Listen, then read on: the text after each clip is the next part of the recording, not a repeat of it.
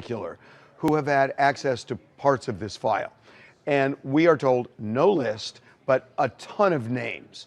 And that Donald Trump's name is mentioned multiple times, and there's nothing untoward, at least we're being told by two very separate individuals. Nothing untoward, but I'm wondering, is that the motivation? Because he is acting in a very unusual way with this, because he wasn't talking about Epstein this way a few years back. So do you think it's just the optics of it, that he's just doesn't want his own name mentioned, even if there's nothing that's untoward about it? What do you think the motivation here is behind what's going on? I have no earthly idea. His strategy always baffles me, but he always wins. Like case in point, last night we had this crypto bill, and it was doomed to failure. I was against it, and I had several others that were. We got in the room, and he talked to us and explained the situation and what we needed to do, and we figured out a very good compromise.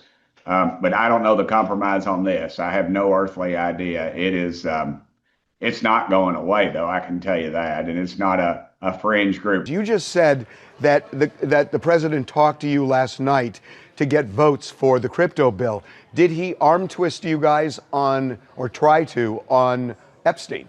Never brought it up. Never brought it up. In the past, when necessary, he has not hesitated to say to lawmakers, hey, fall in line or else. And there's always the threat of a primary. And what if that is the next step that he takes with people who have been largely his supporters, and yourself included?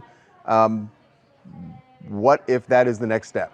If it's directed towards me, I'll just be honest with you, and this might offend some people, but I'm a Christian. I'm not a very good one. I'm on the very forgiving end of the spectrum.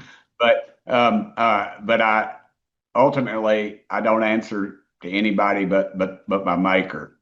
And Jesus had a quote, and it said, "How you treat the least amongst you is how you treat me." And you know that I've heard my parents say that. They're both in heaven. But look, ultimately I'm going to answer to my Maker, and I would rather go there with a clear conscience. Because when somebody asks me, "What do you do for the least amongst you?" I'm going to tell them I beat somebody's because I can't stand this stuff. It sickens me to my core. This is a problem, and it crosses over every community, every church, every group or something. This is involved. So yeah, I ultimately answer my Maker, and that's what I'll take it up with, I guess. What I'm picking up from what you just said is that you think that certain people are being protected by not releasing that file, because it sounds like you think there's smoke and fire in there. Am I right? I think there's smoke and fire, but I think we got to be real careful that, first of all, there's children involved and there's innocent people. And I think that's why you need some sort of special prosecutor. I'm not an attorney that could come in and distinguish which is which that needs to be released and which doesn't. Because the innocent people that flew, Trump flew on his plane. We all know that. But he didn't go to the island. He just flew from Florida to New York or back and forth. So, but if you just release his flight logs, some knucklehead like myself is just going to see his name on there and not know how to differentiate it. So I would caution people in that. We have a piece of legislation drawn up. I signed on with Thomas Massey out of Kentucky. That is in the hopper, as they say, and we'll see what happens with it, because it provides some protection for those folks. We have